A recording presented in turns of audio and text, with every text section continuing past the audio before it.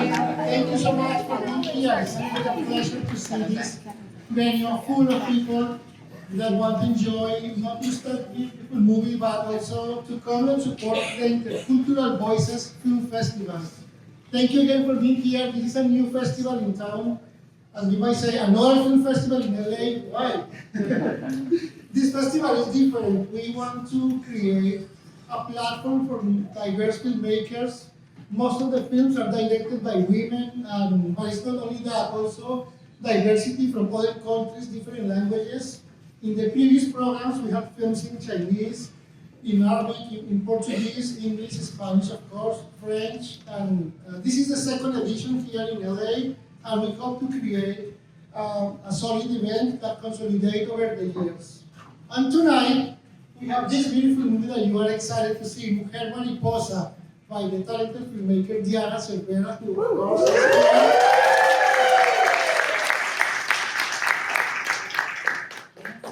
And we're going to watch the movie, and of course at the end, we're going to have not only Diana, but also Magdalena and some other characters from the documentary for a nice and very friendly Q&A. Because, of course, we will have, all of us have questions about the movie at the end.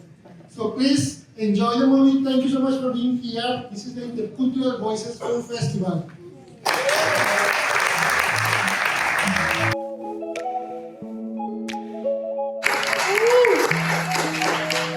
Well, I have written some short words just for this moment. Every film begins with an idea, but it only comes to life through passion, perseverance, and an incredible amount of hard work. So that's just incredible. This movie was really beautiful. It's really beautiful and touching in many aspects for all of us who are related to different countries in any way. So this is fantastic, and that's why we selected as the closing night feature in this festival. Day and it was a Wednesday, so thank you for choosing to spend your time with us today. This is also a very special screening for us because it's our first official festival screening. Started working on it, I think, like 7 years ago. And I think for me it was inspired by, I was living in Mexico City, and people kind of really didn't understand my experience like being Mexican American or being Chicana. They were like, oh, why do you speak Spanish? Even though it's not that removed. And I had this like poetry project that was titled the same, but exploring different things. And I was featuring different mothers, like migrant mothers in the visuals. And then when I was there filming them, the moms just kind of started telling me their stories. Because their assignment was like, oh, do an activity that's something from your culture. So one of my friends' mom was from Ghana, and she was doing, showing me how like cacao beans are roasted and dried and washed. But she just started telling me a story about her. And so I think for me, that's where it kind of like stemmed from. There's like something more I wanted to do, but put different diasporic experiences into conversation with one another. And then, yeah, and then that's fantastic, yes. So, yeah. well, no, basically, I mean, we can go straight to cinematography, but I would like to get other questions, like in general about the film. What message or feeling do you hope audiences take away from this film? I think for me, like beyond, I know like there's different reasons why films are made, and one it could be to like win awards, to do all these things, and great, that'd be great if we win something one day. This is also my first feature film. So I think for me is that there can be some sort of thread in the audience to the screen, that it's, yes, there's these 3 women that we follow in their experience, but my hope is that the folks in the seats feel connected, that their story is also on the screen. I think that's my hope, that after the screenings or after people watch, they can say, hey, that's my story, or that's my grandfather's story. But yeah, do you want to add? I think, hi, I'm Magdalena, I'm the cinematographer at that.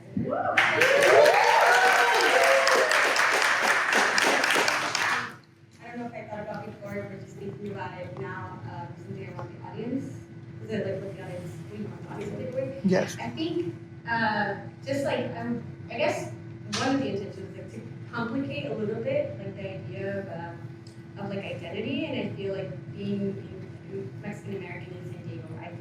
surrounded primarily with around a lot of like Mexican Americans. And I think as we unpacked all of these stories alongside again, I think I realized like there is a lot of similarities, but also, I mean, one of the things that struck me the most was hearing Leslie's, like the opening line of Leslie's story is like, I didn't know I was not Mexican until, and she told the story about the Cocote or the Bahia, and so I think just the idea of kind of complicating identity through language and hearing all of these different stories. So I think that's one of the ideas that I wanted to, for people to understand and relate to. I think that this is my third time getting to see the film, and I think for me, one of the biggest things is like, I feel connected to Riz and Leslie in a different way getting to see this, and I think so much of it is like us being able to share our inner worlds, and I just think like for me the takeaway is like when you share your inner world, how much more connected we feel to each other, and so like choosing to lean into that discomfort and what's possible when we do that.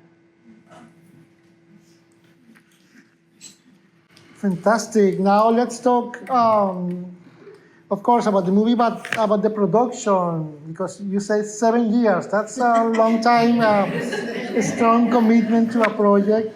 And of course, yourself as a filmmaker changed also. You were one 7 years ago and different one now. So what were the biggest challenge in the production, besides the financing, right? As all indie filmmakers, we have that. But yeah, can you tell us about the journey to produce this movie, to finish it, from the original inception idea to this moment? Yeah, well, I mean, for anyone that knows film, I think like independent film just means you have no money. So, like you said, that was like the biggest challenge. So, but also it was really just outside of the participants, it's Magdalena and myself wearing all the hats. So it's like directing, but also me like finding the archival footage. Shout out to Alexis who helped us with the salad.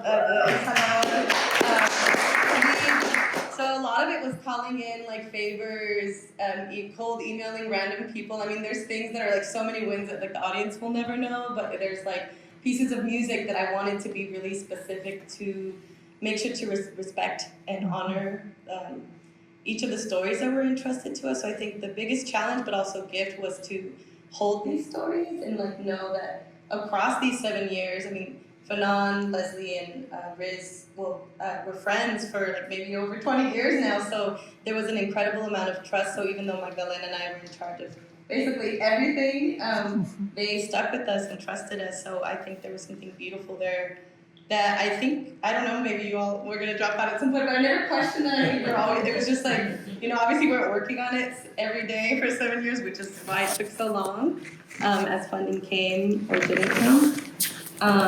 Yeah. I think one of the hardest things was just time. Yeah, getting time, but I think that has to do with money as well too. But just like having the time, I think we did this intermittently in the midst of like the 7 years, and just kind of spending, you know, 2-3 intense weeks of like being in the film, but then like not seeing each other for months, and then we're like, okay, we gotta go back and like start working on the film again. It's like, okay, and then we go back.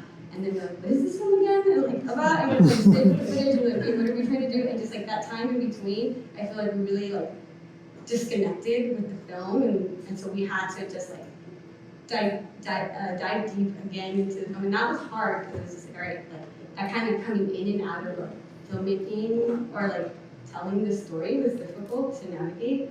And then another challenge was wanting to include so much of their stories. I feel like there's so many layers and so many threads and so many more beautiful like little like nuances or stories or like parts of their journey that we wanted to add as textures or add as like you know, parts of their story. But you know, for the sake of the overall story, we had to, you know, keep cutting back for the sake of the larger story. Diana and I, in the midst of editing, we came up with a term called CCT that I don't even know what it means anymore or what it stands for, but it was cut, trim, trash? Yeah, we watched something and be like CCT, that needs to be CCT, and it was just like our language is like, this needs to be condensed, this needs to be tighter, or like, you know, and Diana had a lot of trust in me, you know, she'd be like, CCT, I'm like, I don't know why, and we did it. But yeah, just wanting to share more about their stories, but just trying to keep it concise, I think, was the challenge. But I'm happy with what we ended up with. And I think just one quick last thing that was a challenge, like outside of the technical. So Leslie is my best friend in the film. So although like I have a very intimate and close relationship with her, it was also just like to balance like how far do you push them, because I think part of the film, I think because we're all friends, in some way allowed us a processing space. But there's also a lot of like care, right? Because one thing is to say, yeah, I want to be in your film, and then another thing is to be witnessed in it. And so I think just constantly checking in and making sure that folks were okay, even till like the you know, the final day. So yeah, I think that was something like a good challenge, but it was a challenge sometimes. Fantastic. Well, thank you for that. I actually love the CCT concept. It's fantastic because, I don't know, the editing is great in the movie. I think all the stories being in different places and different families, different persons, different women, different ages, but they are all interconnected, and we feel all the characters together in a way, and that's fantastic.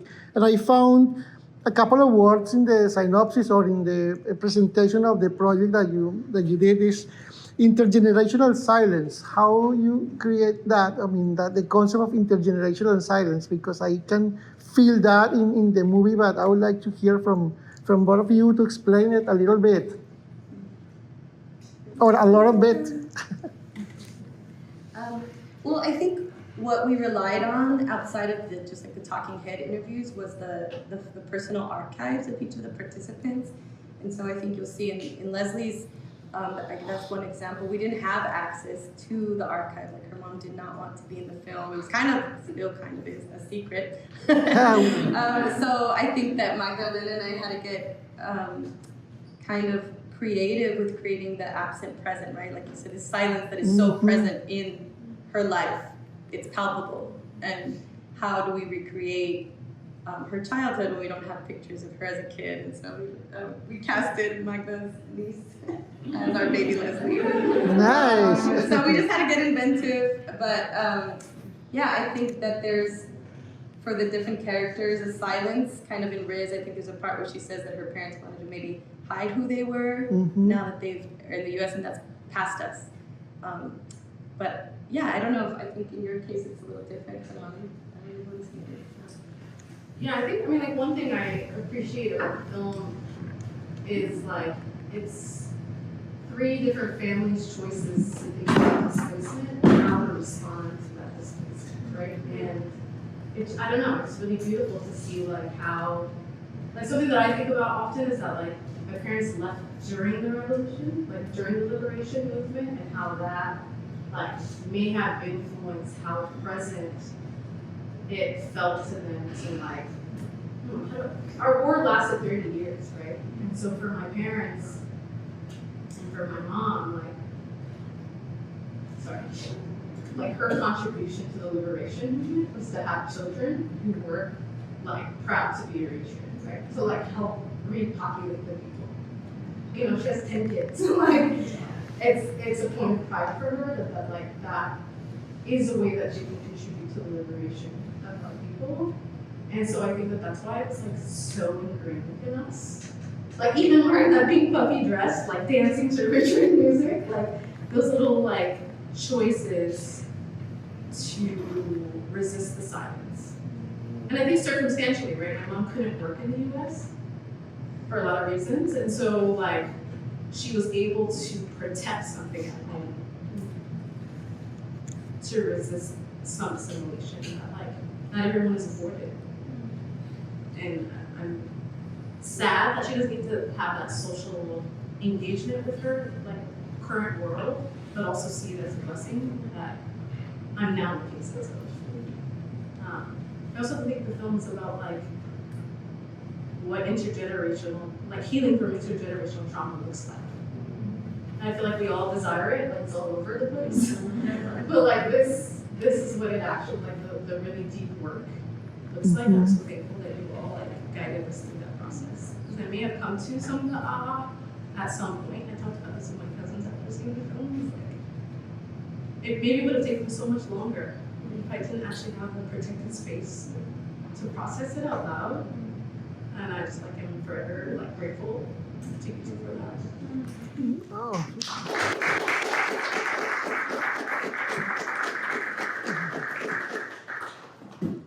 Thank you so much. Really beautiful words, and it's beautiful that you shared not only in the movie but in this moment with us in person. It's very special for all of us, for sure. Thank you, thank you. So now let's going back to the filmmakers, to more technical stuff. What happens after this movie? Do you have any other project coming up? Is something else going on, or are you planning to do more festivals? Yeah, so with the film, we're working on an impact campaign to hopefully take it. We have a few screenings coming up for the fall, and hoping, I think a big goal is to bring the film to communities where diasporas live, but I think what makes it different, I think about films that maybe are about identities, that we want to put a bunch of people from different places in one room to connect. So I think that is kind of what I'm working on now. Hopefully, later. I don't think I'll do a feature film anytime soon. I think short films from now on. But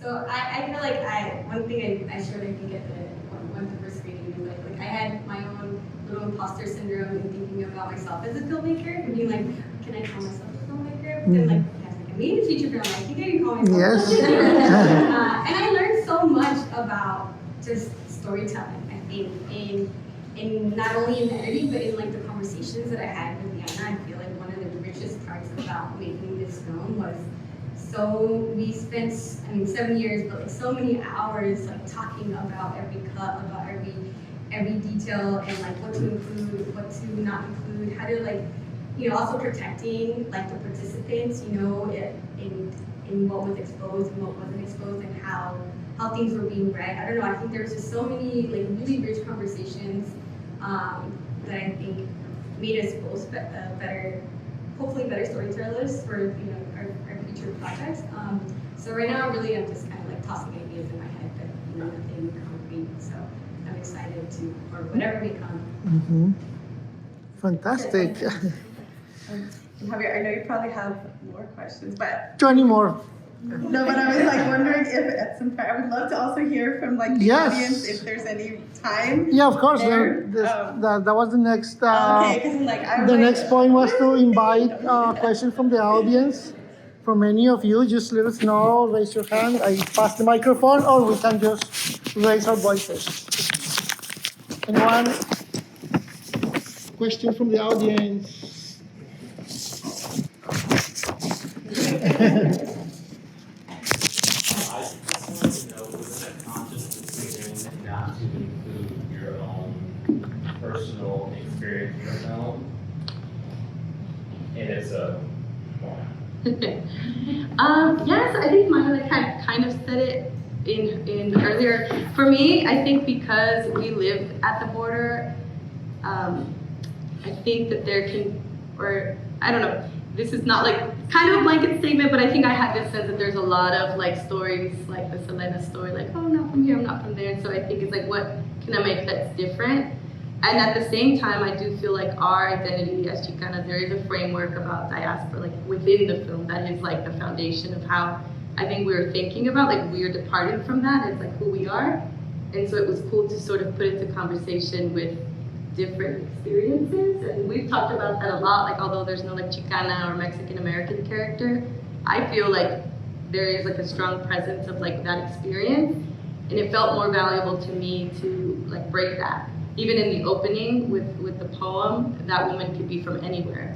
And then that's actually Famo, who is also a friend of ours and a poet and a refugee mama. And so it was just I think we just kind of wanted to play with things. Even the title, we did screen at a community college, and there, it was a diverse audience, and some students that were non-Latino were oh, we thought this was about to be about Mexicans. And so it was cool to kind of mess with sort of what you expect.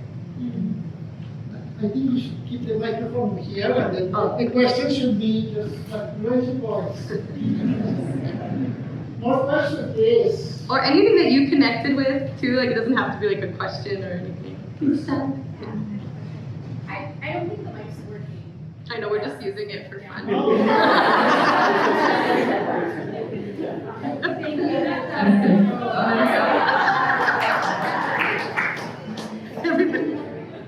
That's not why I raised my hand. If anybody's mom or any of the older generation has seen the film and how that was for them. So not whole family was, well, not your whole family, but a lot of your family. Do you want to share what your mom? Because I don't like language very. Yeah, so yeah, the language barrier was a challenge for my mom. But it's interesting, she tried to explain the distance of really foolish for a second. But like growing up, we used to watch Fresh Prince and like Family Matters, and like she never understood the words, right? But she understood the story. And I feel like that's how she described it. It was like, I didn't understand the other storylines, but it's like I felt tucked in a way. Even like on the way here, I was like calling her. I was like, "Hey mom, we made it to LA." And she said, "What are you there for again?" I was like, "The film." And she's like, "Oh my God, people are." She's having a hard time understanding like where it goes from here, right? That it was these just like intimate conversations in our living room, right? And now it's become something different that she believes in, but she doesn't quite comprehend. Yeah. I think similar for me, I asked my mom after we screened it, like, what did you think? And she doesn't speak English, and when she saw it, I think she said something similar. I think she didn't understand every word, but I feel like with the images and her limited English, I think she understood like the heart of it, and I think like, yes, this is an important film, and so I love that she, I don't know, was able to gather, I think, the heart of the film via just the imagery, and so, I mean. And a few days after the community premiere that we organized, where it was like the families and friends, Lola got to watch it like on Zoom, so I think they sent her the link, and she was watching it with Giselle, and I remember she was like, "Is that really me? Is that my house?" And then she was crying, and she was like, "I love my family." So I think so much trying to understand, but I think what is cool about this, like outside of if it goes anywhere or not, like, I think the point of it is also an archival moment or reflection of time. I know something that even with you, like all the stuff that we digitized, we didn't use like all the tapes that Phenomenal have, but it was a beautiful way to show reciprocity where her mom could just sit and watch the family tapes now and see people. So I think that when you shared that with me was like really special. So kind of things that are beyond the film, but like within the relationships, we got to drink a lot of good coffee at Phenomenal. That's it. Questions, comments? I just want to say that it's so powerful to hear these stories from women and the mothers and the daughters. And this is such a powerful documentary because I feel like it explains why we came here to the United States. And I think it would be a great documentary for Caucasians to watch and learn like why exactly we come here. And I think it's a good educational piece. I just love it. It's really beautiful.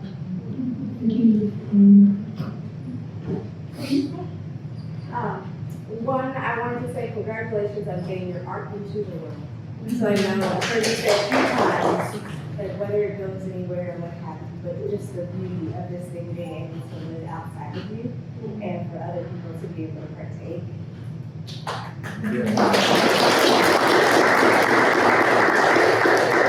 Two, it's just an observation. I really appreciated the diversity of the stories that you told and how, for me personally, it's like, oh, I could resonate both with the silence with your grandmother, and then it could both fits. And so I wanted you to hear that from me and to know that what you did just in telling the story is really strong. Thank you. More questions or comments? Or One comment. Yeah. I'm sorry. I'm an ethics studies teacher in high school, and I also taught in middle school. And one of the main objectives in my curriculum is to tell their story, you know, like what story do you want to tell?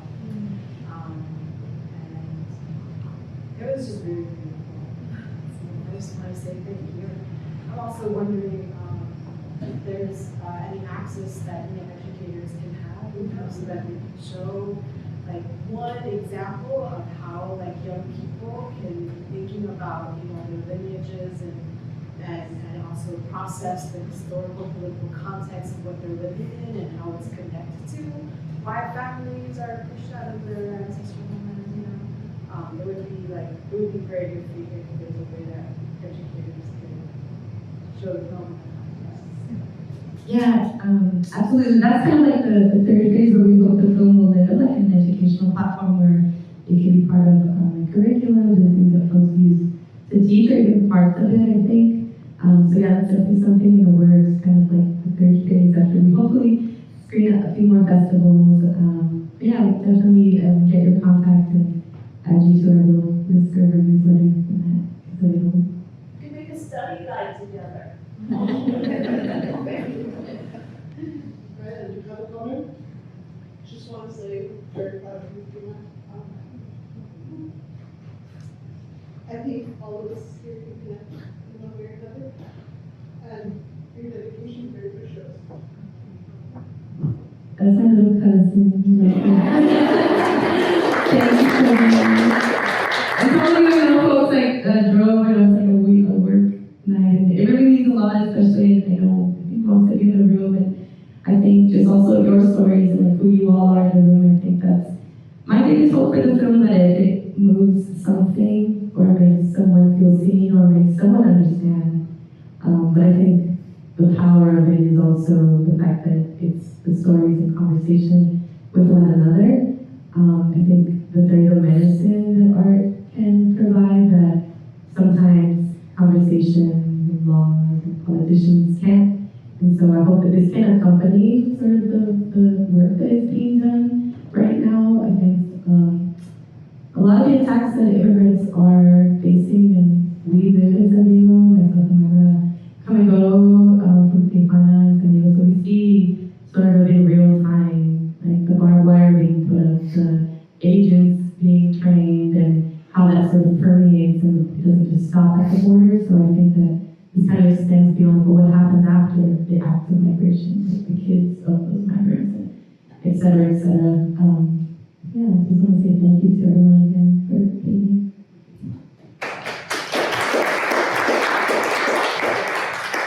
Hi, Pia. Okay, everybody knows someone. I have one question for you. In the making of the film, in the beginning, did you want people to get a message? Did you have a personal message or objective to this film? Your outlook as you were producing the film? Yeah, I think it was just that I think literally it was just that I hope. I mean, obviously it's like a really long process, like Magda said, kind of there's so much that we gather, right? We're looking at people's personal photos, their archives, their tapes, and we're constructing a story. And so I think originally we set out to have the moms more involved, but then when we were interviewing them, it kind of didn't really turn out the way we thought, like Leslie's mom didn't want to be involved, or language, or like, you know. So it kind of changed, and I think centered the experience of the daughters of diaspora, you know, living in diaspora. So that kind of changed a little bit, but I think that the kind of footage and what we were able to gather told us what the story was versus the other way around. Yeah. I think for me, one of the biggest things that I don't know if message, but I felt like a great sense of responsibility to do Fanon, Grizz, and Leslie's stories justice. I feel like they were entrusted us with their stories and kind of, I don't know, blindly, but just very willingly with so much heart. It just allowed us to interview them, and we kept asking for photos, we kept asking for videos, and you know, I really appreciated that trust, and with that trust, I felt a lot of responsibility, and we felt a lot of responsibility to make sure that their stories shine in the way that they needed to shine and were expressed in a way that was sensitive to the realities. And we didn't have anything that was cringe. Like my biggest thing was are we understanding like the history correctly, or are we missing are we just missing a big gap? And I so doing a lot of research and understanding kind of context, I think, of a lot of these stories. And yeah, so all of those were some fears of. I hope that we did justice to their stories. Yes, congratulations. Good. Thanks, Diana. Well, thank you so much. This is just a final remark of appreciation. We really love your film because it's fantastic. It's more than aligned to what Intercultural Voices Film Festival is. So that's why we decided to have it as a special closing night. And really thank you so much. I really appreciate it. And we really hope to see your work again in the future. As I say before, Intercultural Voices is a new house for independent filmmakers, diverse voices, females, directors, and cinematographers. So yes, of course, more than welcome here with your future projects. Gracias.